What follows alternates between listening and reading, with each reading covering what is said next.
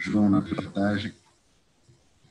Bom, senhores, eu quero mais uma vez agradecer a presença de todos, dizer que é uma alegria poder encontrá-los por esta tela. Quem puder ficar com a imagem aberta, tanto melhor. Essas questões de conexão são complicadas. Já mencionei que a minha conexão hoje com esta garoa paulista aqui não está das melhores. Registro a presença do professor Onofre, que vai dar uma palhinha, vai comentar a questão da Lei Candir, diversos aspectos da Lei Candir, como está marcado, pautado para hoje, e também registra a presença do Tiago Lima. E se o tempo que está pautado para hoje, mas se o tempo der, se não o tempo não permitir que a gente discuta também a parte da Lei de Responsabilidade Fiscal nos aspectos de pessoal, como combinado, já está pautado para o próximo encontro. Então, tudo vai no ritmo de um fórum de debate. Quem tiver interesse em debater, a gente vai discutindo. Se não tiver interesse no tema, a gente já migra para os outros e a coisa segue o rumo. A ideia, vou repetir aos colegas, vários de vocês já me ouviram falando isso, a ideia é sempre nós podermos discutir abertamente, conversar sobre temas que envolvam direito financeiro dentro disto, quando couber a questão do direito tributário, também o financeiro sobre as diversas vertentes, receita, despesa, dívida, federalismo, orçamento, ou seja, vários aspectos. Tivemos na semana passada a Hélida expondo aspectos da bianualidade, da possibilidade de fazer de forma bienal as defesas do coronavírus, ou seja, a questão da emenda constitucional 106, e muito mais a gente tem a discutir.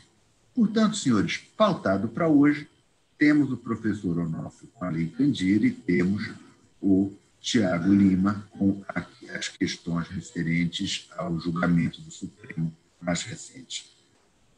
Já está pautado para um outro encontro o Luiz Henrique Pavão, que vai apontando para tratar também do julgamento do Supremo desses aspectos referentes à separação de poderes. Então, assim, paulatinamente, vamos construindo a nossa pauta e os nossos interesses de discussão. Portanto, senhores, se tiverem temas, por favor, mandem no chat ou diretamente para mim, a gente vai colocando os temas em pauta. O professor Onofre já disponibilizou no chat o link para o livro que ele elaborou junto com alguns outros colegas, referente da Lei Candir. Então, quem tiver interesse, o link já está no chat e talvez seja necessário enviar, porque talvez quem depois não veja as mensagens anteriores, e com isso, volta ao final do debate, isso seja apresentado, a gente consiga disponibilizar para todos. Portanto, já tendo falado muito, até porque a gente tem a combinação de fechar os nossos encontros às 10, eu passo a palavra ao Onofre, agradecendo a disponibilidade dele em discutir esse tema conosco. Cumprimento a todos. Onofre, showtime para você. Muito obrigado, meu amigo. Esse tema da Lei Candir, na verdade, talvez seja a ferida mais doída que o federalismo brasileiro nos últimos tempos assistiu, né? Mas essa questão de federalismo, eu acho que eu já manifestei isso aqui, e, na verdade, eu manifesto isso em tudo quanto é lugar, né? A questão do federalismo, e que vem apontando como uma bandeira, toda vez se fala, agora vê esse governo falando mais Brasil e menos Brasília, como se isso fosse verdade, né? Nós estamos falando de democracia, nós estamos falando de poder, e essa discussão eu não me rendo a ela jamais, porque o dia que nós pararmos de discutir essa questão, nós entregamos o país a qualquer maluco que assuma o comando e se diga salvador da pátria. E a gente sabe o que resulta um governo de salvadores da pátria, né? Então, nós estamos discutindo poder. Na última reunião que nós tivemos, o Heleno, num momento de clareza absoluta, desabafou aqui que tem uma tecnoburocracia que tenta isso, tenta aquilo e tal. Nós, de novo, caímos na mesma tecla, poder. E não se iludam. A tecnoburocracia, por trás dos agentes políticos, ela clama constantemente por poder. Constantemente ela quer concentrar poder, quer fazer valer as suas perspectivas, as suas ideias, e isso é o dramático nesse cenário, nesse desenho todo. Eu participo de alguns grupos de WhatsApp, onde eu vejo manifestações que tem hora que, para não ser expulso de vários grupos, igual eu fui da família, né, a gente tem que se conter. Né? As bobagens que a gente ouve, a gente tem que se conter, porque toda hora aparece alguma fala que chega a ofender os ouvidos. Mas, enfim, quando eu falo de federalismo, eu falo de democracia. Afinal de contas, a ideia, o grande projeto constitucional brasileiro, ele tinha dois pilares. Criar uma democracia, porque nós tínhamos saído de uma República das Bananas, comandadas de uma forma centralizada, sem a menor perspectiva, e com um modelo econômico absolutamente falido, que tinha dado sinais de fracasso, né? E não havia salvado ninguém. O país ia caminhando mal, né?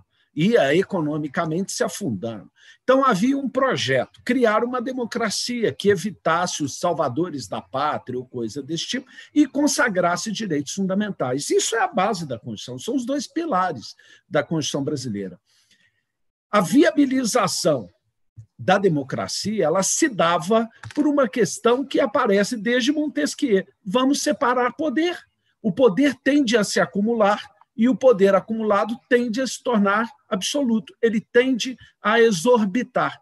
Então, vamos separar poder. Essa ideia de separação horizontal de poderes, ela chega num país igual o Brasil, de mais de 200 bilhões, mais de 200 milhões de habitantes e dimensões continentais, ela chega a ser singela, né?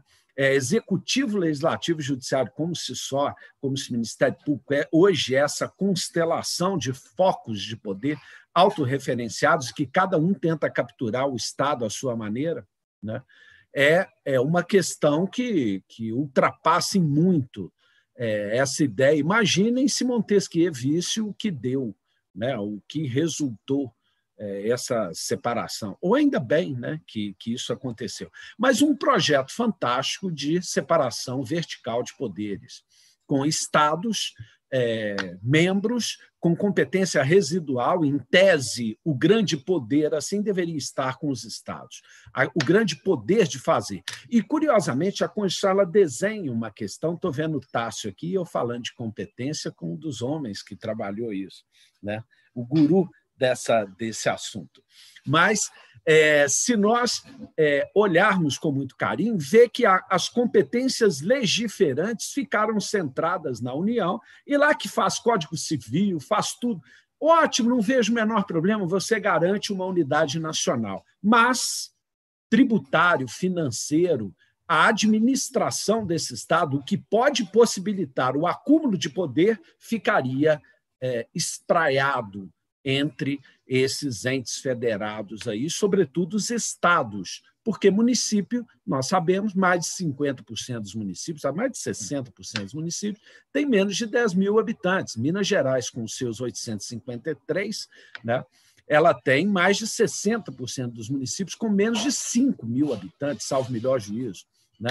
Então, vejam que os municípios não teriam uma estrutura forte para poder fazer a gestão pública. Então, sobretudo, cai nos estados um cipual de competências ali administrativas e, assim, foi montado, em prol da democracia, uma repartição mais plena de poderes, evitando, assim, que o poder se concentrasse. Bom, Se verdadeiramente nós tivéssemos um federalismo, a gente ia estar pouco ligando se entrou o presidente da República, o capitão, o chefe lá, o cloroquina, o não sei quem, ou quem entrou. Não, a gente não ia estar importando tanto com a bobagem que o presidente da República falasse, né?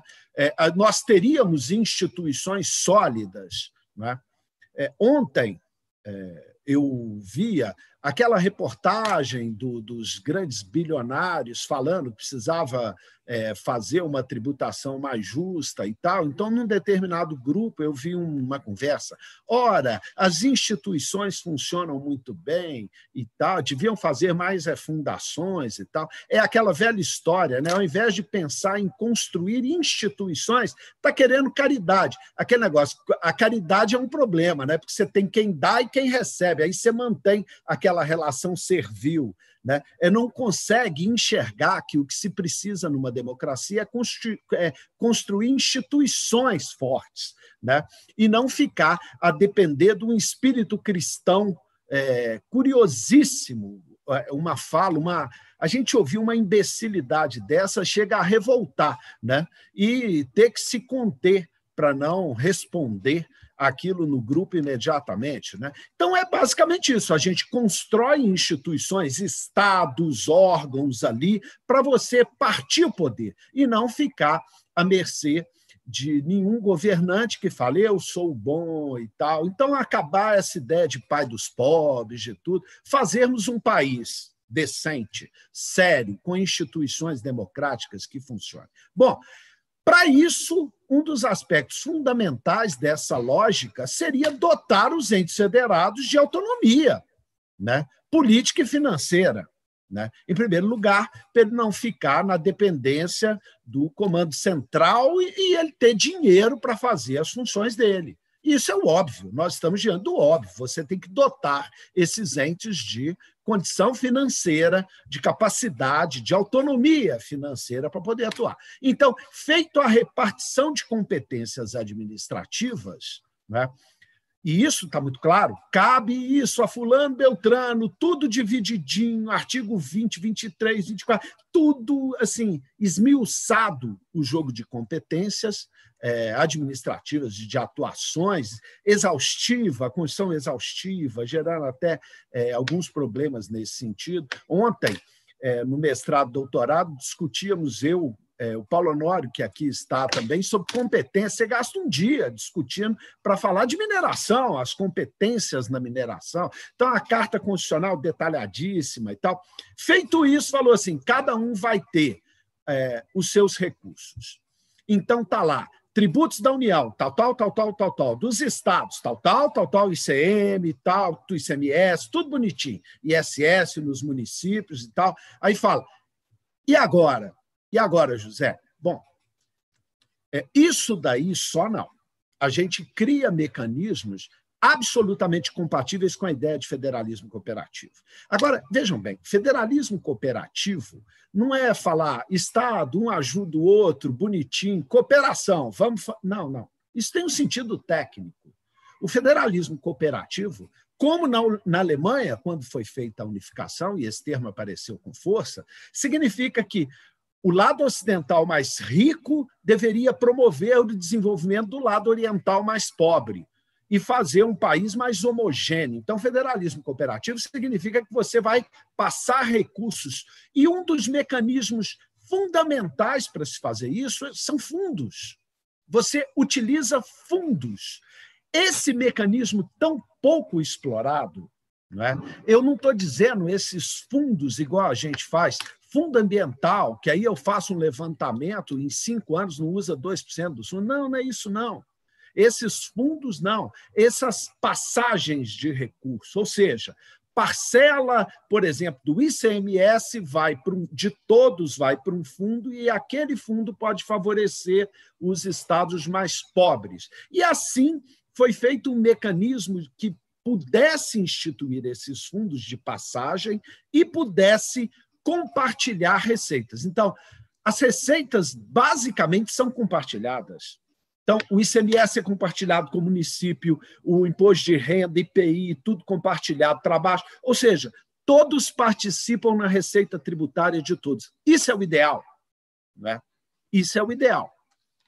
Salvo a tal das contribuições. Eu tenho a impressão que a contribuição é o cavalo de Troia do direito tributário brasileiro, né? Ela foi o desarranjo geral do modelo tributário brasileiro. Elas não são compartilhadas, porque são vocacionadas para uma determinada finalidade, e, a partir daí, né, a União teria o tributo só para ela.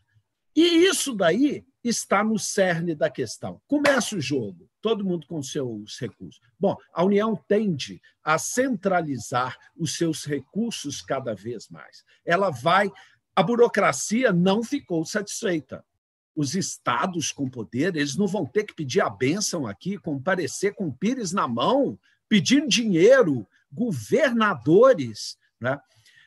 Essa questão, nesse momento doido de pandemia, e ela está ficando evidenciada, né? Essa guerra, esse governo de governadores, essa briga com os governadores, é uma briga democrática, é uma briga de poder. Ela está mostrando a fraqueza do modelo, né? Os governadores se unem com interesses díspares contra um governo central que deveria coordená-los. Isso nos coloca uma questão fantástica. O Brasil nunca aprendeu a administrar essa grande máquina à luz do federalismo. Ou seja, o sucesso do Brasil seria o sucesso dos Estados-membros. Mas não, há um interesse autorreferente da tecnoburocracia da União. O interesse autorreferente. Um dia desse eu lia um artigo feito por 2 pseudodoutores aí, que escreviam sobre a forma de fazer jogos, teoria dos jogos, para os estados pagarem dívida, não se endividarem. Como chantagear os estados para eles pagarem dívida. Isso aí chega às raias do absurdo, né? Isso aí é um absurdo, um completo absurdo.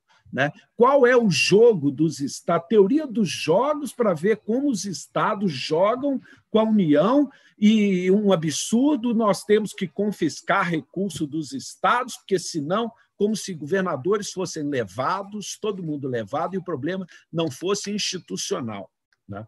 E o jogo começou, e essa burocracia tentando sugar poder a todo momento e tal. Bom, isso daí, a Lei Candir entra nesse contexto. É quando, para manter a paridade do dólar, né, segurar o dólar no dente, né, o governo de então tenta manter essa paridade e não estava dando conta. Então, ele falou assim, eu vou ter que abrir mão de tributos, senão eu vou arrebentar os exportadores, o dólar segurando a um para um, né? Então, eu tenho de desonerar. Vocês veem que é uma coisa muito parecida com o que a gente vê hoje com os combustíveis. Falou assim, precisamos baixar o preço dos combustíveis, estados abram mão de tributo. Na hora.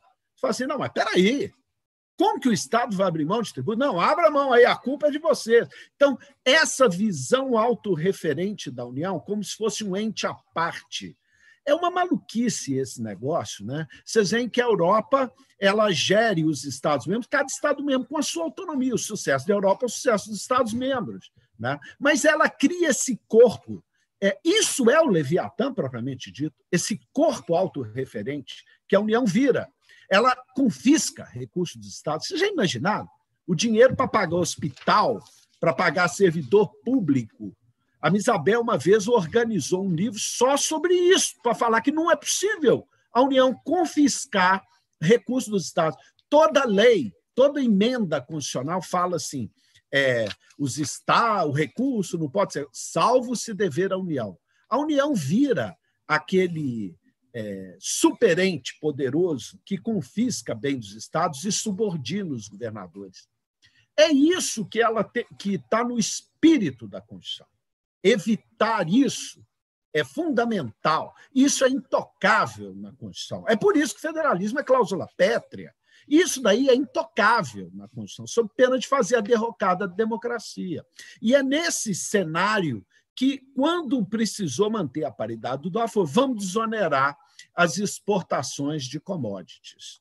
Porque o modelo original pressupunha, numa tentativa de promover a industrialização brasileira, que você não podia onerar as exportações de produtos industrializados, mas deveria onerar a exportação de commodities, né?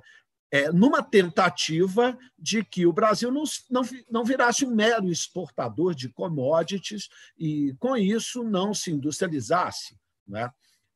E esse modelo ele foi se perpetuando. Você vê o seguinte: o maior exportador de café do mundo, né, industrializado, é a Alemanha, e ela não tem pé de café. Então, ela compra o café brasileiro, agrega valor, gera emprego e depois exporta. Itália não tem pé de café, né? Então, esse modelo, sobretudo com mineração também e tal, era a ideia. Nesse contexto, Minas Gerais, por exemplo, fez o Plano Mineiro de Desenvolvimento. Ou seja, o BDMG entra financiando siderúrgicas, né? Aí tinha as indústrias, as Usiminas, as indústrias para fazer. O Aço falou assim: agora nós temos que fechar o ciclo. Atrai indústria automobilística. Aí chama René Alberto, procurador-geral de então e tal, vamos atrair a Fiat, vamos atrair a indústria, vamos gerar valor agregado, e o minério que um dia vai perder valor, porque perde teor e se exaure, né? Nós temos aqui indústrias que processam. Então, esse era o plano, né?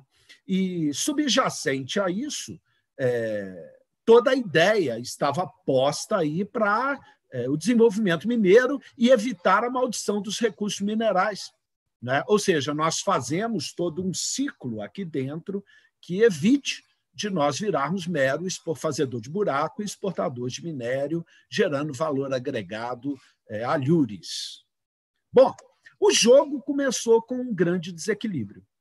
A partir do momento que se desonera a exportação do ICMS de commodities, né, para poder garantir a paridade do dólar, mas falou assim: está expresso as falas, pode ficar tranquilo, vocês vão desonerar. É como se fosse agora a desoneração de combustível, falar assim: pode desonerar que eu vou repassar, fica tranquilo.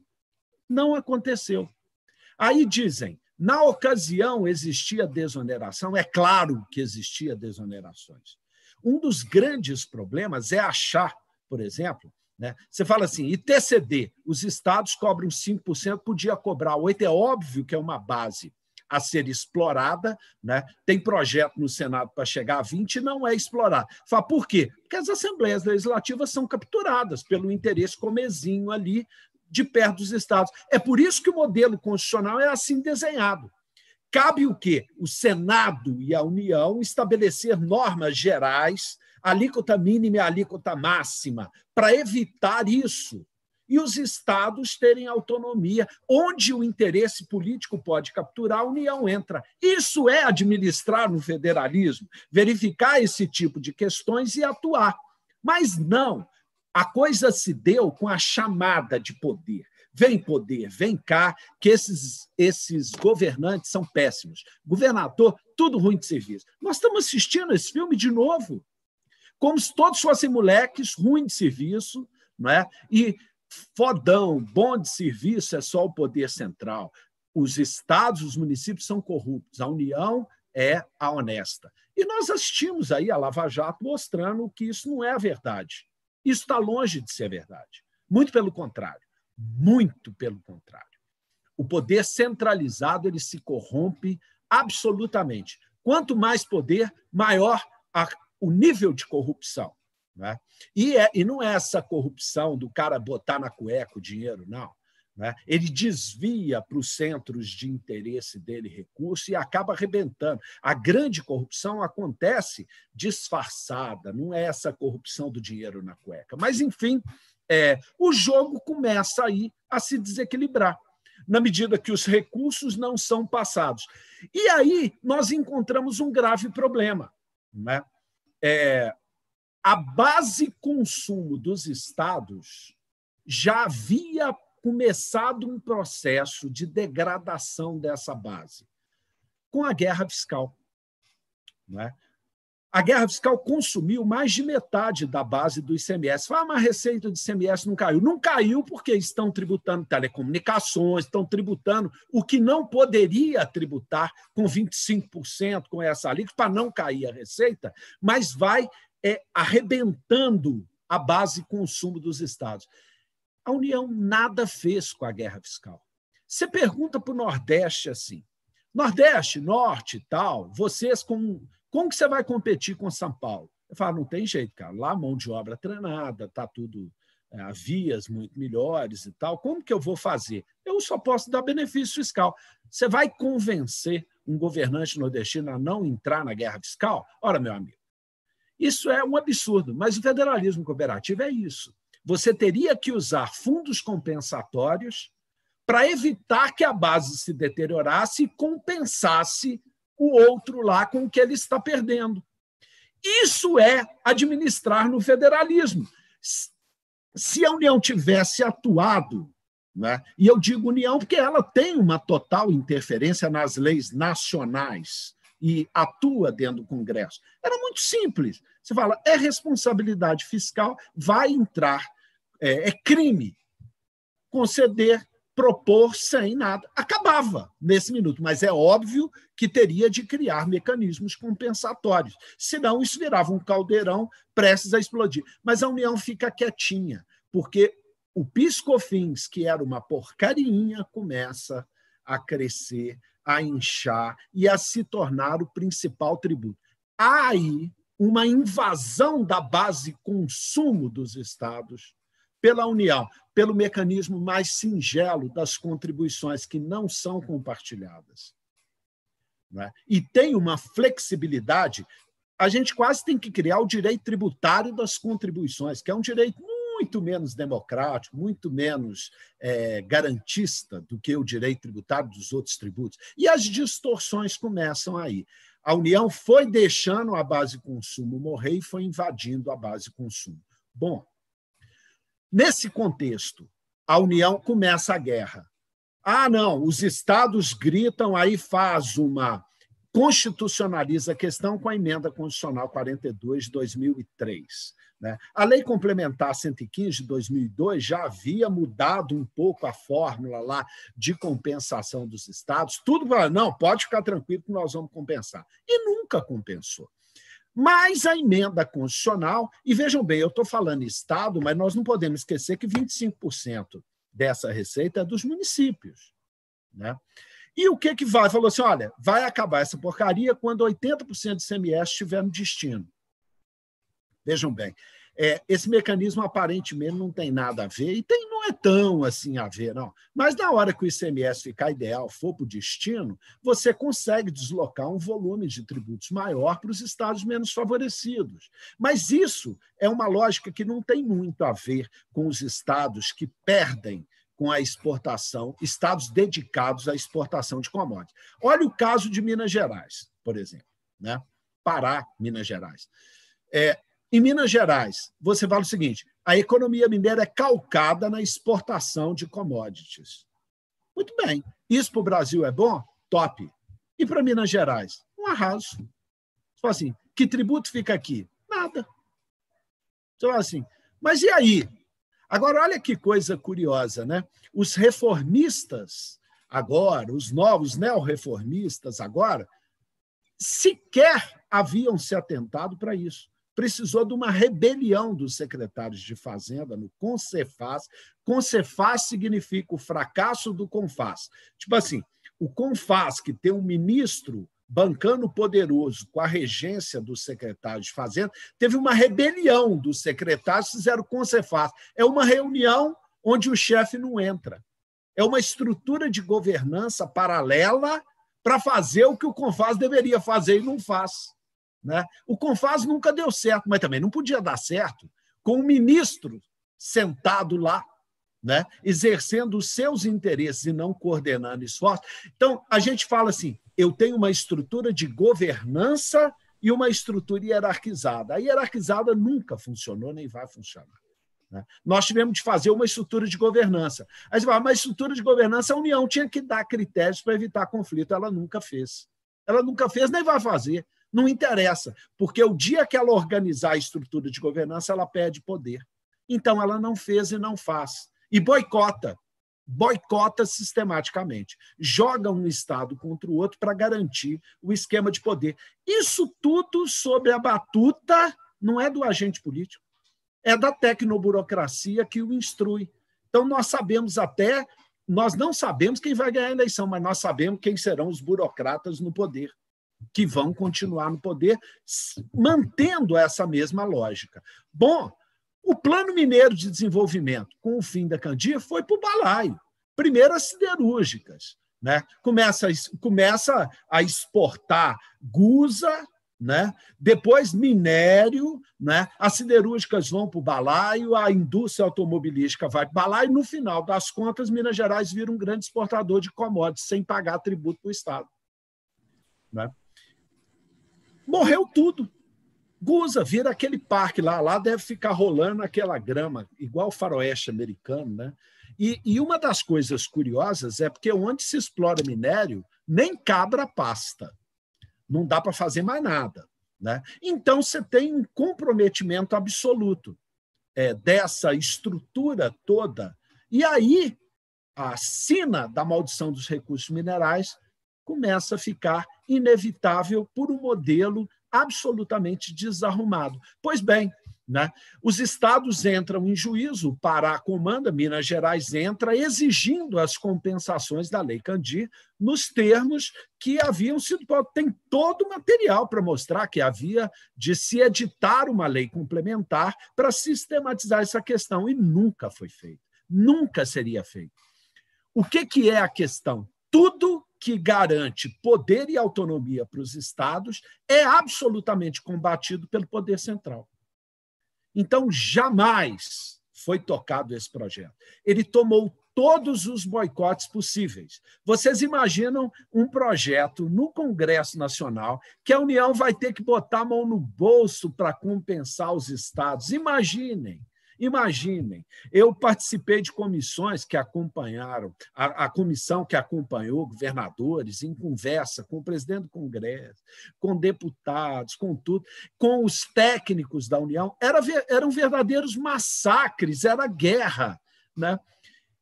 O que aconteceu? Os estados se organizaram, e na época eu era advogado-geral de Estado, organizaram os procuradores e parte para a batalha. Vão para a guerra jurídica e aí vão brigar com tudo que está errado. Então, desvio feito pela DRU, que não é compartilhada com os estados, o golpe das contribuições, né? A fraude das contribuições, que elas são criadas, depois desvincula a receita e não compartilha com o Estado, mas não usa o mecanismo constitucional dos impostos residuais e nem trabalha os tributos previstos nas condições, porque senão seriam compartilhados com o Estado. Parte para a briga com tudo, dívida dos estados, parte para a briga. Vamos fazer, leva tudo para o Supremo. Eu fico imaginando a missão hercúlea do ministro Gilmar Mendes. Ele foi um herói no processo. Vocês já imaginaram o tamanho da guerra que caiu na mão do ministro? Espera aí, ele está decidindo ali uma questão complexa. Os estados se rebelando contra a União, que deu o tombo nos estados, deu o cano mesmo, não pagou o que tinha que pagar. Agora, olha o tamanho da encrenca. De repente, numa ADO, nós vamos discutir, não é, se o ministro, na caneta, vai determinar a União a pagar os estados, não é, porque não houve o feitio, não legislaram a lei complementar. Não foi feita a lei complementar pelo Congresso. Então, o ministro solo teria que valer por um Congresso. O Congresso não teve peito, não enfrentou o poder central para fazer uma lei que compensasse os estados, aí entregou para o ministro, né, a caneta e falou assim: enfrente agora todo o poder central com a sua caneta. Tire a tampa para pelo menos conseguir perfurar. Né? E aí entrega para o ministro uma decisão. Ele deu uma decisão digna de realmente ser publicada. Uma decisão fantástica, e falou assim: Congresso, eu te dou 1 ano para legislar, senão eu vou canetar. O Congresso montou uma comissão, a comissão com deputados fantásticos, o deputado Priante, o deputado Reginaldo de Minas Gerais, espernearam, pesquisaram, fizeram relatórios, fizeram um projeto de lei fantástico, de lei complementar, que efetivamente fazia justiça, mas começam a tomar todo tipo de boicote. O poderoso Ministério da Fazenda, agora Ministério da Economia, entra em campo com os seus dragões, né? Os seus batedores entram em campo e vão ao Congresso como uma força de infantaria tomando o palco democrático. E lá vão, avançam, fazem aquela algazarra, vai quebrar o país, vocês ficaram loucos, né? Os estados são irresponsáveis, eles gastam demais, eles pagam professora demais, fazem hospital demais, constroem presídio demais, né? É uma das coisas curiosas. Eu me recordo quando eu pegava o orçamento do Estado e olhava, o Estado gasta com o quê? Preso, comida de preso, que, por sinal, é uma lavagem cada vez mais barata, polícia militar, polícia civil, professora, hospital, isso ia 90% dos estados. Eles corta mais, vocês são irresponsáveis no gasto. Fala assim, você quer que mande que professor embora e vocês ainda fazem o piso. Ainda calculam o piso.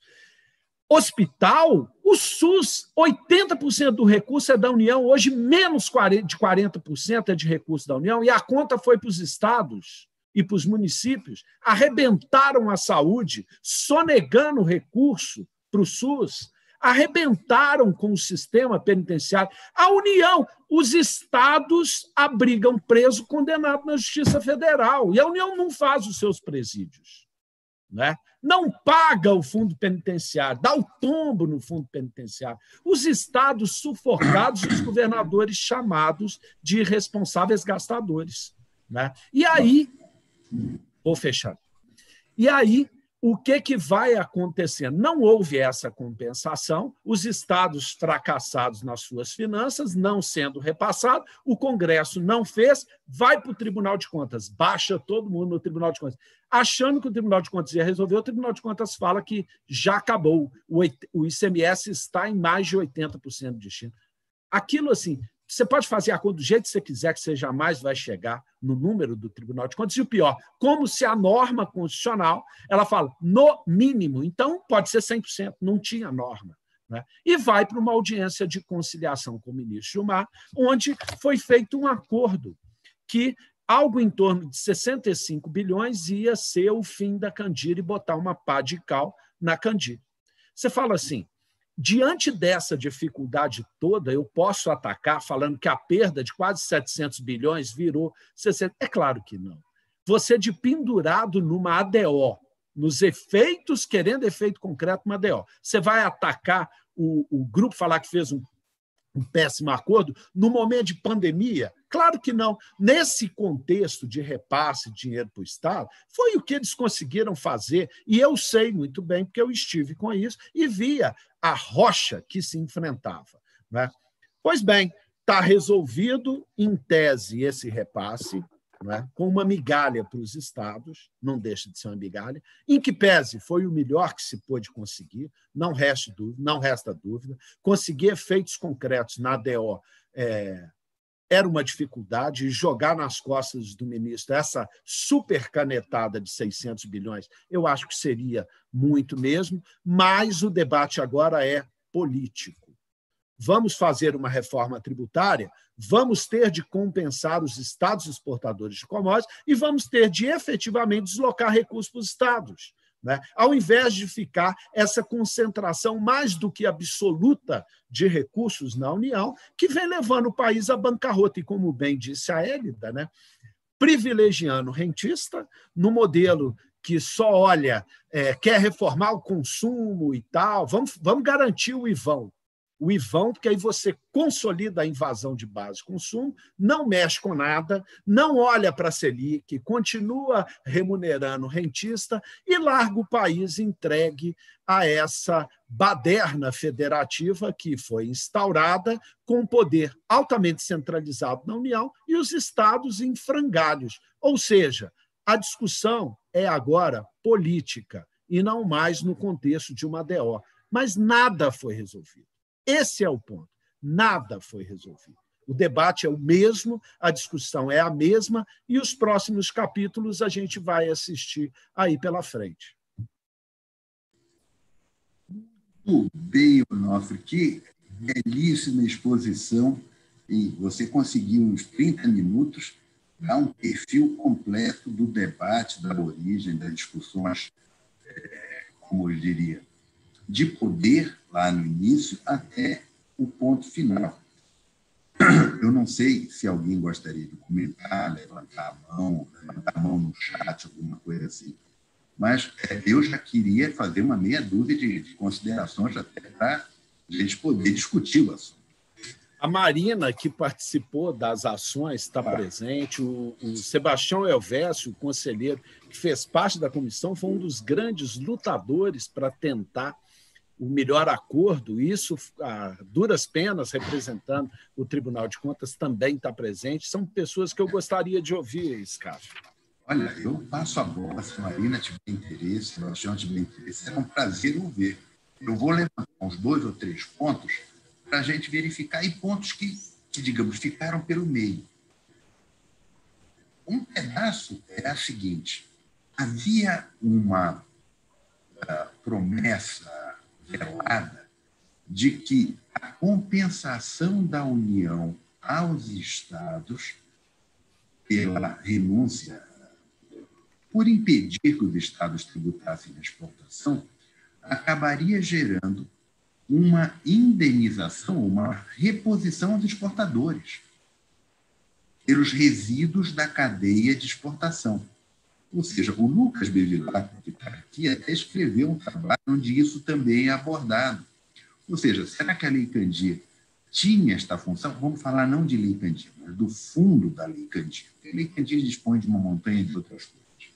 Então, o fundo da Lei Candir deveria colocar isso. Será que isso foi pensado? Será que isso foi colocado? Porque era uma parte da promessa desenhada. Então, isso é um item para debate. Será que foi colocado? Outro item era o seguinte: neste desenho federativo, a União, todos nós, temos interesse em saldos positivos de balanço, ou seja, o comércio exterior tem que ter um saldo positivo, porque senão o país afunda. Então, esse é um pedaço. Essa é uma preocupação da União. Será esta uma preocupação dos Estados?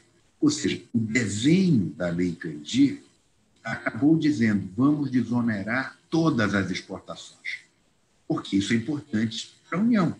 Agora, os Estados talvez não tenham interesse nisso, porque não tem caixa para isso. Não fazem caixa para isso. Então, o problema que afeta Minas, que afeta o Pará, que afeta Mato Grosso, hoje, grande exportador não de commodities minerais, mas exportador de commodities agrícolas. Acho que acontece o mesmo com Goiás e outros. Você tem produção de commodities, exportação dessas commodities, no Estado não fica nada. Na agrícola é até pior, porque se pode dizer que, na origem, a renúncia à tributação das exportações seria compensado de alguma maneira pela CEFEM, pelos royalties, por isso. É um argumento. Ok? É um argumento. Mas, de toda maneira, nem nas agrícolas tem esse argumento, que você não tem royalties para agrícola. Então, é um debate muito interessante que envolve outros aspectos, além do aspecto estritamente federativo, mas aspecto da iniciativa privada dos exportadores que mantém resíduos da cadeia exportadora em razão da desoneração no ponto final. E mais, a questão da retroação. A gente, nesse âmbito de retroação, já vi a mão, Marina, já vou passar a palavra, já estou fechando. A mãozinha levantada ali no chat. A questão da desoneração das exportações, esta questão da retroação, era aí que eu estava. Como é que você vai federativamente recompor perdas passadas? Quer dizer, você até aplica isso para frente, mas você vai dizer: olha, tem um acumulado de tanto. Eu sempre achei aqui o grande problema, não jurídico, um problema político colocado, como você bem comentou, Onofre. É um problema político.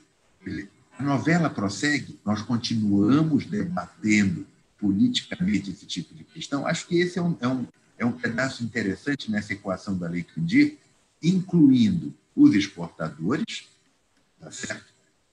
Como é que se faz isto? E a questão do debate, do desenho para frente de IVA, essas coisas todas. Eu registro aqui duas presenças do professor Estevão Corvat e do professor Heleno Torres. Muito prazer tê-los aqui nos debates.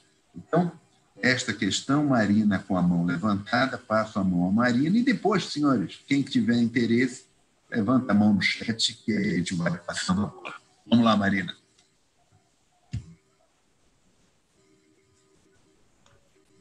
Estou aprendendo a usar ainda. O professor me mandou uma mensagem e me explicou como levantava a mão, por isso que eu levantei. Bom dia, todo mundo. Acho que o professor Onofre colocou tudo, né, o que a gente deveria falar de mais importante. Vou apenas complementar, como ele falou, eu participei dos processos, né, participei de todo esse debate. E também já entrando num ponto que o professor Fernando Scaff falou, uma das propostas da compensação era o acerto de contas, porque eu acho que a gente tem que considerar... Essa questão da Candir, ela é muito interessante porque ela é muito complexa, ela reúne, em torno dela gravita uma série de questões. O professor tinha falado dessa contragarantia que os estados têm que oferecer, permitindo que a União ingresse na conta do tesouro, na conta única do Tesouro, e confisque esses recursos que são devidos à União, né, quando o Estado é inadimplente. E a gente tem a grande maioria dos estados tem uma dívida muito grande com a União. E a mera possibilidade da União reter esses recursos, né, sem aviso prévio, sem nenhuma negociação anterior, e já deixa a capacidade política decisional dos estados que estão quebrados, né? Antes eram 3 antes da pandemia, a gente não sabe como é que a gente vai sair em 2021 dessa situação. Mas existiam outras questões que poderiam ser negociadas nessa perspectiva de federalismo cooperativo entre Estados e União, e uma delas era a renegociação da dívida, que é uma ação, inclusive, uma série de mandatos de segurança que estavam no Supremo. Há uma discussão grande sobre a forma de cálculo da dívida dos Estados com a União, há uma discussão sobre a forma de capitalizar os juros dessa dívida. Então, uma das propostas dos estados era que essa compensação retroativa fosse compensada com as dívidas que ainda tem a pagar com a União. E nesse mesmo sentido, essa dívida ela é objeto das duas leis complementares que foram editadas, publicadas antes da Covid, né, de programa de recuperação dos estados. E aquele plano Mansueto que estava para entrar e acabou virando um acordo da Lei Candir. Mas vários estados que quisessem renegociar suas dívidas teriam, inclusive, que desistir das ações que cobram a Lei Candir no judiciário. Então, como o professor falou, ter feito esse acordo, ter feito essa conciliação na DO 25, era o melhor que muitos estados tinham ao alcance realmente, porque se eles quisessem renegociar desconto de suas dívidas com a União, eles teriam que desistir das ações. Então, falando desse ponto para trás, e eu acho que era importante colocar essa questão da dívida e colocar outros processos que os estados têm com a União em perspectiva para analisar a Lei Candir, para justamente entender que os arranjos e esse jogo de poder ele é muito mais complexo do que simplesmente a discussão em torno da compensação. Porque o que a gente vê é que tem uma série de outros problemas que os estados e os municípios enfrentam com a União, como a transparência na arrecadação das contribuições, a transparência na arrecadação de receita compartilhada, de IPI, por exemplo. Os estados têm algumas ações questionando isso. Tem a questão da ADRU, questão da dívida. Então, assim, a Lei Candir, ela era uma oportunidade de acordo político, de resolver alguns outros problemas orçamentários, financeiros e de dívida que os estados tinham com a União e que poderiam aproveitar esse pano de fundo. E realmente, como o professor falou, não foi aproveitado, porque o que foi resolvido na Lei Candir era o que já estava em discussão no Congresso em estágio muito avançado. Efetivamente, da minha visão, os estados aceitaram um projeto que já estava sendo discutido, no máximo que já tinha transitado em julgado, né, que ainda tem todos esses problemas processuais da própria DO 25, que a DO 25 é um Frankenstein. A ação já tinha transitado em julgado, o Gilmar ressuscitou a ação, convocou uma conciliação, foi feita uma conciliação política dentro de um processo jurídico, efetivamente os estados ainda não receberam nada. Então, assim, acho que a questão é muito complexa, como o professor falou. Acho que ela é o tema ideal para estudar essas dinâmicas de federalismo, não só de cooperação, mas também de solidariedade e de competição, porque para muitos estados esse acordo foi ótimo, melhor do que o acordo que estava sendo negociado na comissão mista, para outros estados foi muito pior. Então, acho que tem muita coisa que pode ser falada de Lei Candir, mas o professor Onofre passou pelas mais importantes, sem dúvida. Muito bom. Onofre, algum comentário? Alguém mais gostaria de... Essa questão política que a Marina bem levanta, Scaff, nós não resolvemos politicamente como defender os interesses dos estados no Congresso Nacional. Você vê o seguinte, o Senado hoje é uma representação de partidos e não de estados. Deveria ser. Deveríamos ter estados representados. Isso eu não tenho a menor dúvida de que a única solução para se resolver politicamente a questão federativa é se o governador do estado fosse eleito junto com os senadores. Aí eu queria ver aprovar lei federal que contrariasse os interesses democráticos, né? Isso é um drama. O modelo mais próximo do alemão. Nós deveríamos ter os senadores na chapa do governador fazendo... Porque hoje, que história é essa de Câmara e Senado? É o A e o B, é o verde claro e o verde escuro. Isso não representa Estado, isso não significa nada. Eu queria ver os senadores lá defendendo os interesses dos Estados se nós teríamos poder centralizado.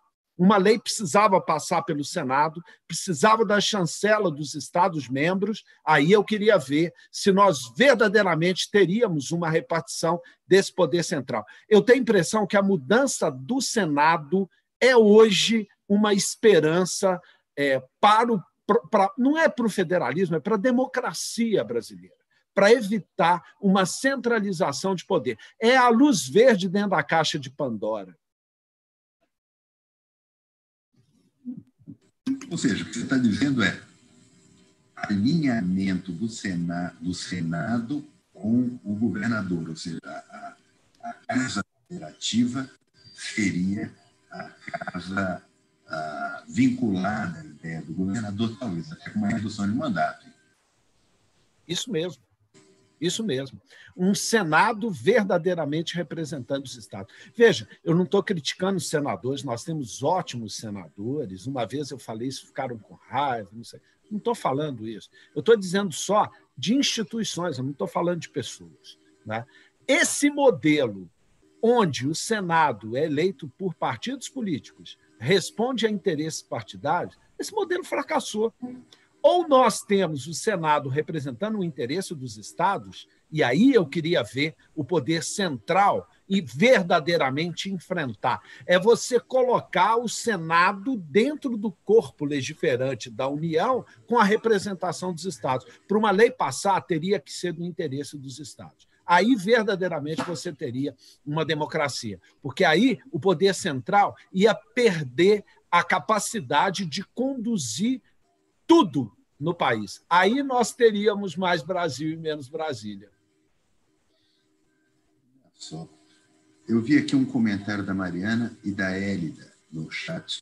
Não sei se querem se manifestar sobre o assunto também. Eu vou deixar em aberto para, depois, se elas quiserem falar, para o Onofre ou alguém comentar a questão da reposição aos exportadores. Eu queria ouvi-lo sobre esse assunto, mas vamos lá. Quero deixar a oportunidade para outros falarem. A Hélida levantou a mão, Hélida, com a palavra. Bom dia a todos e todas. Desculpa, só vou dar um único pitaco, Onofre. Toda a sua discussão sobre a Lei Candir e a DRU, na verdade, me parece algo sistêmico, sabe? Em relação à saúde e à educação, que são as mais intensivas em mão de obra, e assim como a segurança pública, que você falava também do fundo penitenciário, existe uma deliberada tendência da União de esvaziar a participação proporcional no custeio. Em relação à educação, o exemplo mais claro foi o do Fundef, Eu me lembro claramente em 2017, quando foram julgadas várias ações cíveis originárias em conjunto, o Supremo determinou que houvesse a complementação, a correção do custo, do valor de referência mínimo por aluno. Os economistas do Ministério da Fazenda sempre fazendo esse discurso terrorista de bomba fiscal, pauta bomba, não sei o quê. E o ministro Barroso, na época, pegou a palavra numa perspectiva que coloca bem o problema no seu lugar. Ele disse: não me é indiferente a crise fiscal da União, mas a crise não é só da União, é também dos estados e dos municípios. Nós estamos repartindo a escassez, né? Repartindo o pouco recurso que há. E a frase final é retumbante para esse momento também agora, da Lei Complementar 173, que é pífia, né? O ministro Barroso dizia: por temermos o horror econômico, não podemos dar causa ao horror jurídico. Em relação ao SUS, 3 emendas sucessivas sobre o piso federal, e tão somente só o piso federal alterado, redesenhando ainda de forma mais discriminatória quanto a União tem de verter em favor do Sistema Único de Saúde, que é a responsabilidade solidária de todos. A União nunca teve compromisso, tal como os estados e os municípios, de aplicar recursos conforme a sua arrecadação tributária. É um redesenho constante, é uma estratégia de burla constante, que me parece causar lesão a 2 grandes núcleos de cláusulas pétreas. Não só o direito social, propriamente dito, na sua garantia de vinculação orçamentária, mas ao Pacto Federativo. Você esvazia aquilo que o artigo 198 traz como obrigação dos 3 níveis da federação, que é o arranjo do SUS. As pactuações federativas nunca são cumpridas. Onofre, nós temos pactuações que têm que ser cumpridas. A Comissão Intergestores Tripartite celebra acordos de responsabilidade de despesa, mas a União não entra com rateio. A União não efetivamente estabelece o cumprimento do rateio. Aí, porque faltam recursos, fica tudo judicializado. Essa judicialização da microjustiça tem, em algum momento, ir para a macrojustiça da falta de recursos. Esse é o debate na SCAF, que a gente já escreveu a respeito. A macrolitigância no âmbito da judicialização da saúde, que está lá numa DI específica, que é a DI 5595. Então, assim, tanto em relação ao Fundef, que chamavam de pauta-bomba, e que também fraudaram a quitação, viu, Onofre? Eles propuseram um deságio, né? Que a educação perdeu 90% e deixaram os governadores gastarem de qualquer jeito no meio da pandemia, igual você falava.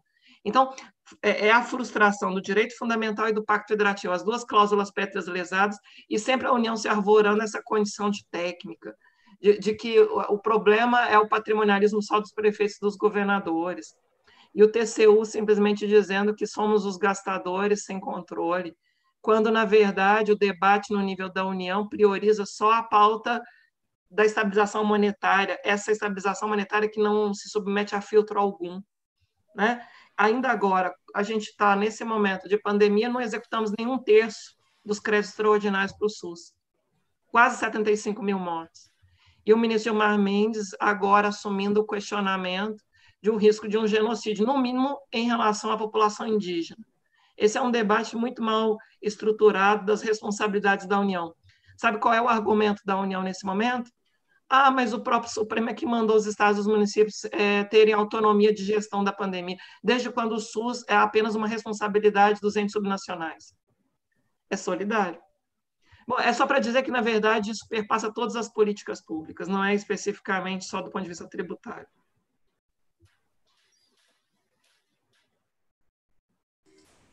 Aqui, essa informação dos 30% que não foram gastos em saúde está no teu artigo de ontem, acho que de ontem no Conselho, ficou muito bom, gostei.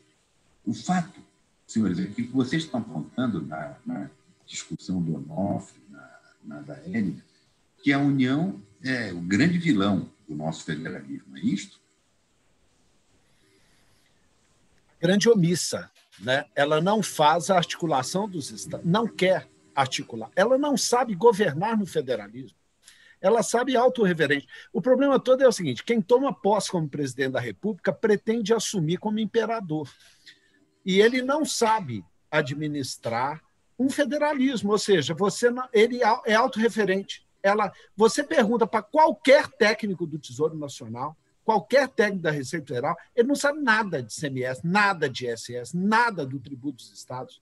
Ele não sabe do problema que os estados enfrentam na sua tributação. Eles conhecem muito de contribuições, e olha o IR, o que virou. Estão preocupados em reformar a tributação sobre consumo e jamais se preocupam com o IR. Querem absorver a base consumo dos estados, a base herança, né? Olha os debates, fala em imposto sobre grandes fortunas e deixa a base herança arrebentar nos estados. Os estados não conseguem tributar a herança. E querem falar de imposto sobre grandes fortunas. Peraí, você não resolveu o problema primeiro, você vai fazer um que é um tributo sobre riqueza. Então, olha como que é curioso. A grande preocupação é invadir bases, garantir contribuições e tudo, mas os estados é que se danem. Não há essa preocupação de articular os esforços dos estados. A União é quase como uma inimiga dos estados, é a grande inimiga dos estados. Eu, quando advogado-geral, me vi batendo contra a União, talvez o maior inimigo dos estados seria a mãe, a que deveria articular os esforços dos estados. Isso é inacreditável. E outra coisa, esse modelo se reproduz nos estados com relação aos municípios também. Então, eu não tenho dúvida, a solução para o problema passa por uma mudança na composição dessas instituições. É um problema institucional. Nós temos de reorganizar a democracia brasileira, é uma reforma política, colocando exatamente os interesses dos estados no Legislativo Nacional e colocando o interesse dos municípios nas assembleias legislativas. Aí você consegue que os entes menores possam influir na vontade. Como que, numa época de pandemia, por exemplo, nós estamos discutindo reforma tributária. Em primeiro lugar, em época de pandemia, fazer uma reforma tributária é, no mínimo, temerário. Não é hora de se fazer reforma, não é hora de se mexer na Constituição, estado de sítio, estado de defesa, em época de calamidade pública, não é hora disso. Os instrumentos constitucionais estão lá e não são usados, né? E, ao contrário, é um momento de oportunismos. Você aproveita o momento para fazer reformas que não deveriam ser feitas. Com cunho emergencial, você faz porcaria. E aí, impensadas porcarias. E o jogo político continua centralizando, e acho que o Heleno foi muito feliz na última reunião, na hora que ele falou, tem uma burocracia aí que quer poder, quer decidir, uma burocracia de segundo nível que, teoricamente, se diz a dona da verdade. Se você vai discutir, eles começam a desfilar. É o argumento ditatorial da tecnoburocracia. Começa a pintar dados no quadro lá. Uma vez eu parei para ouvir os dados sendo colocados. Você não vê que isso significa tal. Você quer saber? Eu não acredito em merda nenhuma do que você está escrevendo aí. Você bota dados aí, uma porcaria. Me dá os dados, deixa eu estudar, deixa eu acessar a informação, então nós vamos ter um debate sério. Porque, por enquanto, essa é a ditadura dos dados. Isso daí é a típica captura da tecnoburocracia do poder. Começa a botar informação. É por isso que eu acho tão importante os tribunais de conta dos estados, porque eles, assumindo um papel articulados de informação para os governadores, nós conseguimos contrapor essa ditadura que é feita com essa tecnoburocracia do Tesouro, que faz o que quer. Então, nós temos de ter, em primeiro lugar, um respaldo técnico para o conjunto de governadores, e isso, a esperança, a meu ver, está nos tribunais de contas e, sobretudo, na articulação dos tribunais de contas, que eu vejo o esforço do Sebastião lá no Instituto Rui Barbosa, né, tentando congregar, porque é só assim que a gente vai conseguir se opor a esse poder concentrado e monolítico da União, como a Hélida bem fala, que nós temos um grande projeto na União, centralizar a receita e descentralizar despesas. Isso é a tradução real do Mais Brasil e Menos Brasília. Empurra despesa para os estados, educação, saúde e segurança, e centraliza tributo aqui para a gente ter poder. Esse é o projeto. Bom, eu tenho aqui que não conseguiu levantar a mão, João Pedro Casaroto. Deixa eu só fazer duas observações. O levantar a mão um botãozinho que fica embaixo da lista de participantes. Um lugarzinho ali à direita, aparece a lista de participantes, se põe a levantar a mão ali, só para quem não conseguir. Quem não conseguir, não tem problema. Menciona no chat, eu estou olhando aqui, se passar da minha vista, alguém me alerta e a gente coloca. Então, esse é um primeiro registro. Vou passar a palavra ao João Pedro, 1 minuto. E registrar também que o Tiago Lima está com o segundo tema pela extensão a gente não vai pressionar um tema importante como essa questão da decisão do Supremo nos gastos com pessoal para falar em 20 minutos. Isso é inadequado, porque você até fala em 20 minutos, que eu sei, mas já o debate vai se perder. Então, vamos avançar um pouco mais na Lei Candir. E, Tiago, peço desculpa, mas a gente já pauta para a próxima. Desculpa, mas é essa dinâmica. Ok? João Pedro, palavra com você. Muito obrigado, bom dia a todos. Eu gostaria de deixar registrado meus parabéns pela exposição do Onofre. Excelente, não tem mais o que pôr. Este é o problema brasileiro. Nós estamos com uma centralização excessiva, a burocracia federal ela tomou conta e não quer abrir mão deste poder.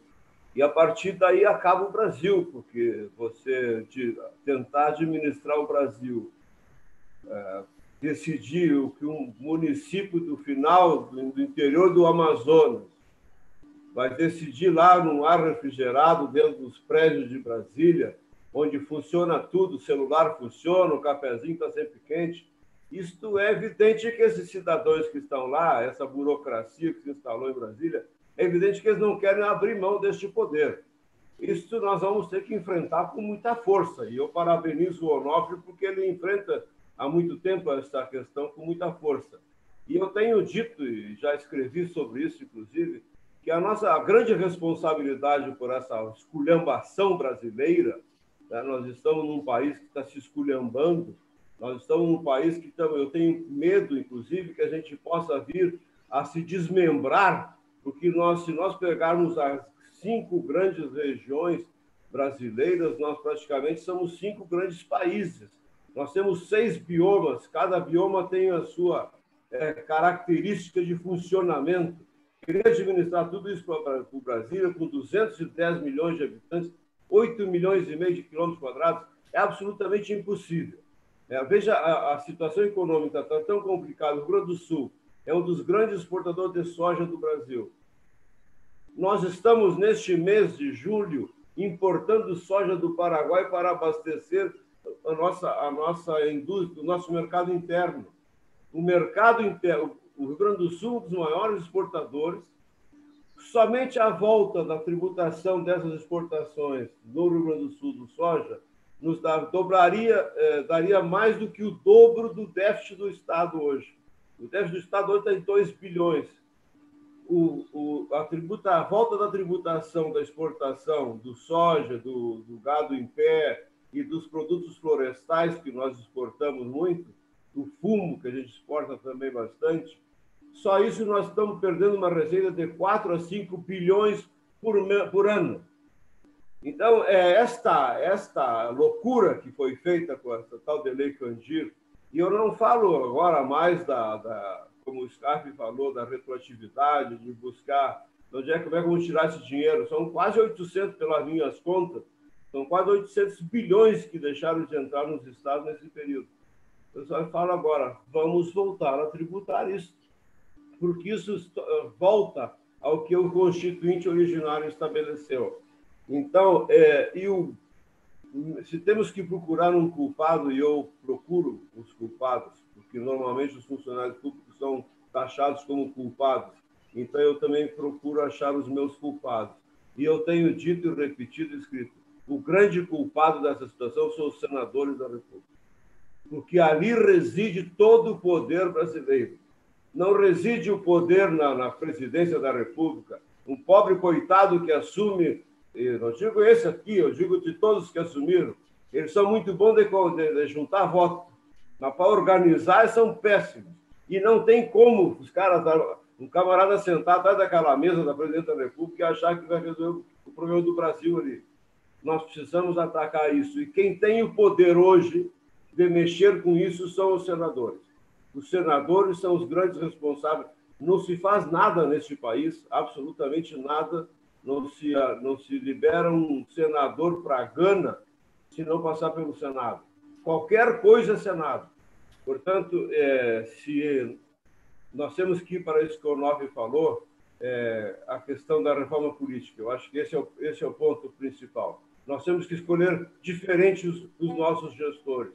Nossos gestores não estão dando conta do recado. Eles só querem saber acumular poder, riqueza e a próxima eleição.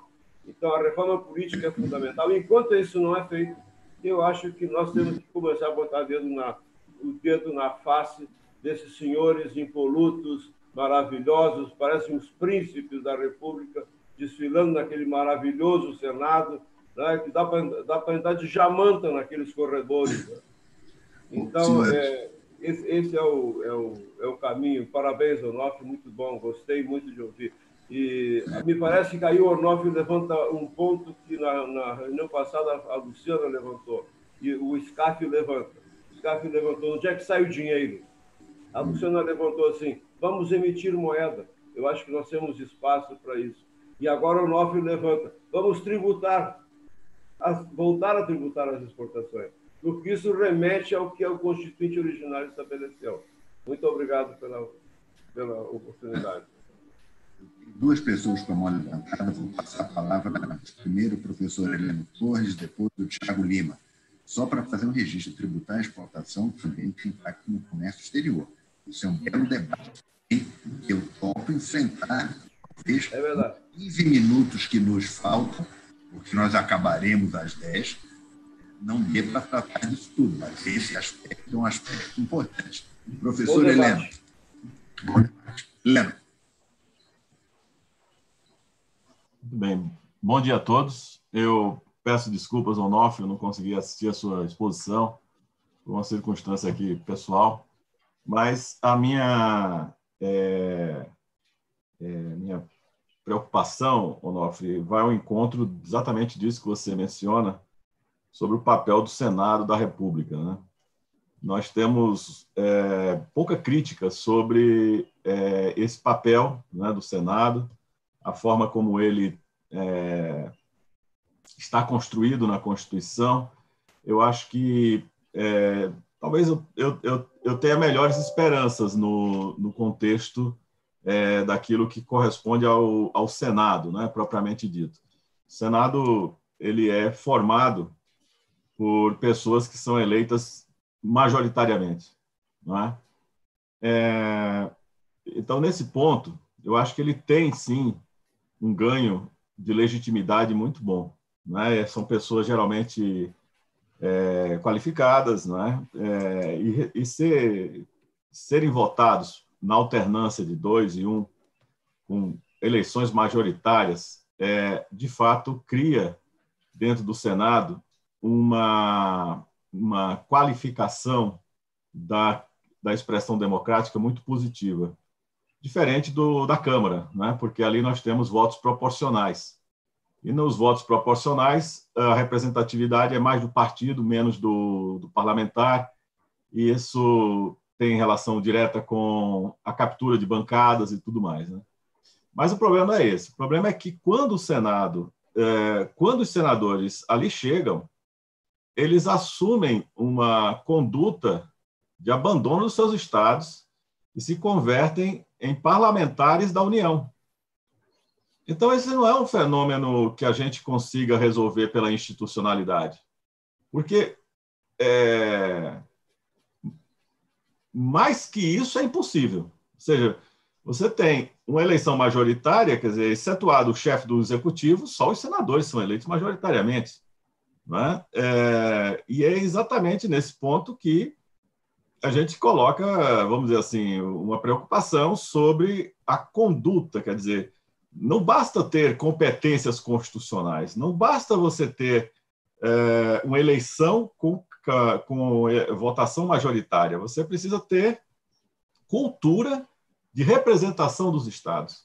E o meu questionamento vai diferente eu acho que a gente converge nos mesmos pontos, mas eu acho que os governadores também assumem uma postura de captura dos deputados pelas suas bancadas e se esquecem dos senadores, ou não têm coragem de fazer uma política de coesão de interesses, de esforços com os senadores.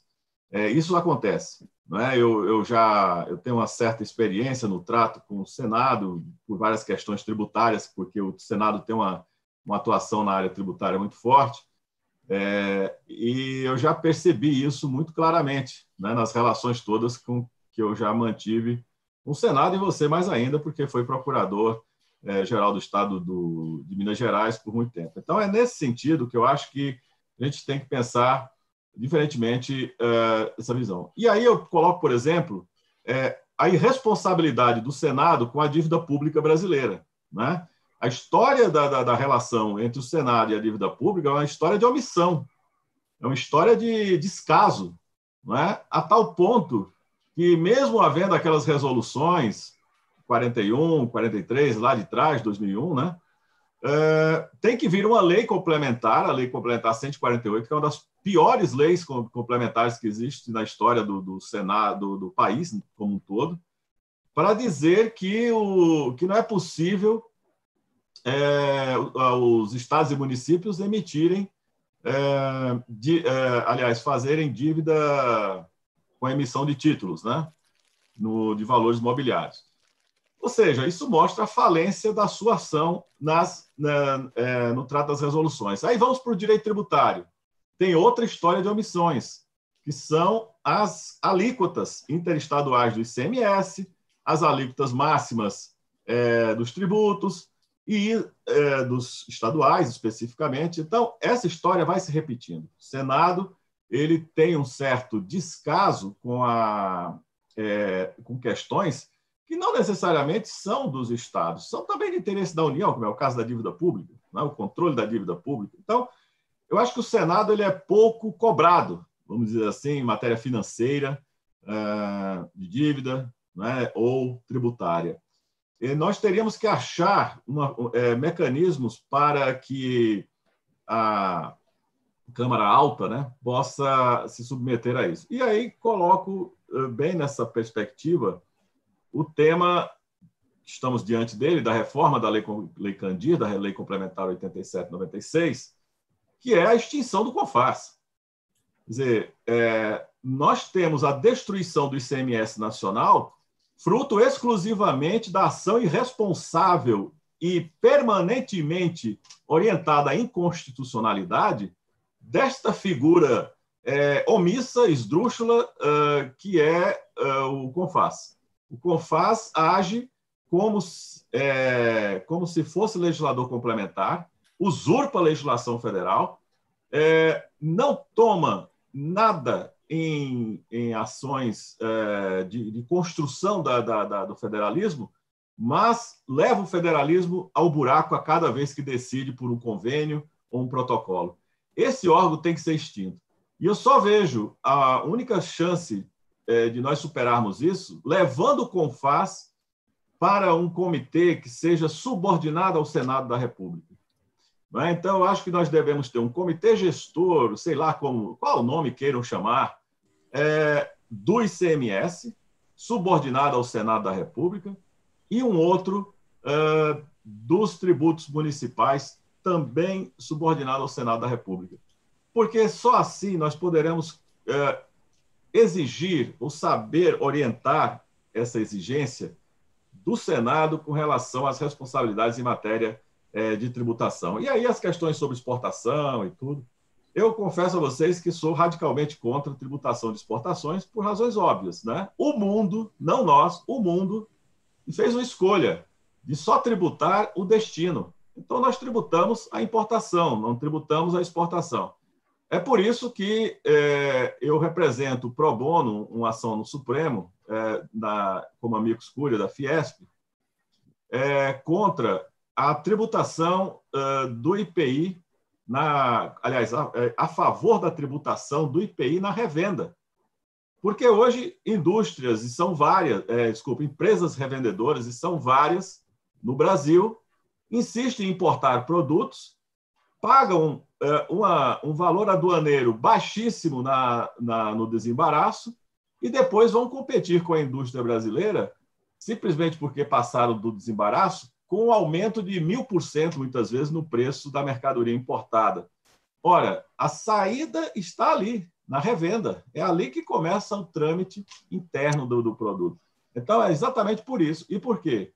Porque nós fizemos, como o mundo fez, uma escolha da tributação pelo destino e não pela origem. Então, pela origem, nós temos o dever constitucional de eliminar toda a tributação que incida sobre os nossos produtos para favorecer o quê? A indústria nacional, os empregos, para que nós possamos competir internacionalmente em igualdade de forças. Porque se nós tributarmos aqui e somarmos com a tributação do destino, será impossível o nosso produto brasileiro competir no mundo. Não é? Então, a imunidade das exportações não é um privilégio. A imunidade das exportações é uma concertação internacional. Temos aí um tema que talvez nesse caso, e aí eu já estou terminando, eu não sei se o amigo tocou, mas que são as leis, que são os chamados impostos, era antigamente imposto único, sobre telecomunicações, minerais, gás natural, sobre petróleo, sobre combustíveis. Não é? Esse imposto, que era único e era da União, foi passado para os estados. Então, só incide ICMS, além de imposto de importação e exportação, etc. E é aí que mora o ponto. Eu defendo que hoje a lei complementar, a Lei Candir, seja amplamente reformada para revogar a Lei Complementar 2475, de modo a criar um novo sistema de combate à guerra fiscal, ponto 1. Ponto 2, vincular de forma objetiva amplamente a cadeia de normatividade do ICMS, inclusive especificar de modo objetivo quais são os setores nos quais poderá ser aplicada a substituição tributária, de forma a não termos essa variedade, essa variação que está hoje no Brasil. E aí o ponto 3, uniformizar a tributação dos serviços regulados ou dessas questões de minerais, de combustíveis, de telecomunicações, porque hoje a balbúrdia impera nesse sentido. Então, acho que essa lei complementar precisa ser fortemente ampliada. Bom, aí chegamos à questão da exportação. E o que fazer? É claro que há uma discussão sobre, sempre vai e volta, tributar minerais no Brasil. Né? Se você tributa ou não a exportação de minerais, porque, afinal de contas, muitos países também desoneram a importação ou reduzem fortemente a tributação na importação, no caso da China e outros. Esse é um discurso que eu também, confesso a vocês, não gosto muito, mas é um discurso em aberto, por razões óbvias. Né? Nós temos os royalties de petróleo, o professor Scaff é o maior entendedor aqui desse grupo, certamente do Brasil, sobre o tema, mas temos os royalties, aí eles não satisfazem aos estados, não é? Eles não atendem às demandas dos municípios, e é outra discussão em aberto, muitas vezes eles procuram tributar exportações ou acham meios alternativos de tributar as exportações por causa desses subterfúgios. Ou então estados fazem como Mato Grosso, que vai lá e tributa as exportações por meio do FETAB. Né? Cria um fundo, obriga os exportadores a serem tributados pelo FETAB, né, contra a regra constitucional de imunidade. Então, eu acho que hoje, mais do que urgente, não uma reforma tributária constitucional, mas a reforma infraconstitucional. E certamente cabe ao parlamento essa questão que nós estamos aqui especificando, né? Que é exatamente a reforma da Lei Complementar 87. Muito obrigado. Obrigado, muito esclarecedor. Essa questão da tributação das exportações é um tema tormentoso. Quero dizer que estou de acordo que problemático a gente tributar a exportação, estamos alinhados nesse ponto. E tem, como disse a Marina há pouco, o tema de Lei Candir é de múltiplo alcance, múltiplo, porque você tem federalismo, você tem a questão da receita, da arrecadação, autonomia municipal, você tem a questão das despesas, como aponta a Hélida, e isto é um tema fantástico. O Onofre deu um panorama fantástico sobre todos esses diversos aspectos da Lei Candir quando fez a sua exposição, e seguramente existem muitos outros que podem ser tratados, porque, na verdade, sob o mote da Lei Candir, o que se trata mesmo é de federalismo e divisão de poder dentro de um país, dentro do Estado. Muito bom. Nós estamos às 9h58, temos 2 minutos mais. O Tiago teve que se ausentar, comentou aqui no chat que não poderia permanecer, até já agradeci, e ele se comprometeu a fazer a exposição da semana que vem, referente à decisão do Supremo Tribunal Federal no que se refere aos servidores públicos. Na sequência também, o Pavan, que está aqui na sala, também já comentou que poderia fazer uma exposição, também vinculada àquela decisão do Supremo Tribunal Federal, quanto à questão da separação de poderes, da intervenção, o bloqueio de um poder quanto ao outro. E nós vamos alterar esses 2 temas para o próximo ou os próximos encontros, no qual eu espero todos estejam presentes. Como vocês veem, a questão do direito financeiro pode tratar de receita, despesa... SCAF. E o... SCAF. Sim, claro. Desculpa, é só porque eu me lembro que o Onofre tinha sugerido a fala, ainda que breve, do Sebastião Elvésio, na experiência com a Lei Candir. E eu percebo ótimo que seria uma oportunidade muito honrosa de ouvi-lo pela experiência que ele teve. Olha, quer dizer que seria ótimo falar. Se o Sebastião quiser falar agora, ele não havia se manifestado, o microfone é aberto.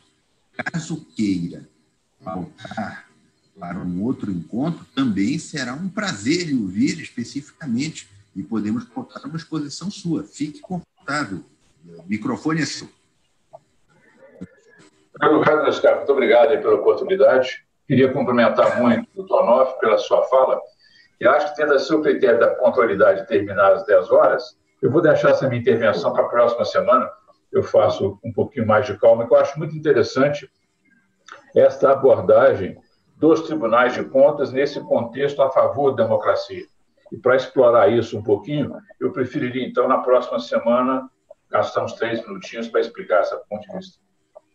Se achar interessante, a gente acerta, eu, o senhor e o Onofre, talvez uma exposição, um tema específico para isto na próxima semana, e em conjunto, acerto também com o Pavan, a gente acertar esse conjunto de exposições, mas já indicando que o próximo será o Tiago, que está faltando para a próxima, mas na sequência a gente vai ajustar, sem menor dúvida, e será um prazer lhe ouvir e lhe ter sempre aqui conosco.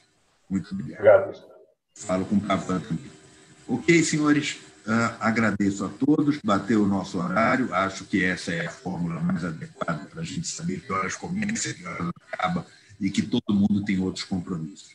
Agradeço a todos, tenham uma boa semana, saúde a todos, de todos os rincões do país, seja do Rio Grande do Sul até o Amapá, a todo mundo aqui dentro, passando pelo Paraná, Brasília, turma do Nordeste, Minas, São Paulo, Pará, ótimo.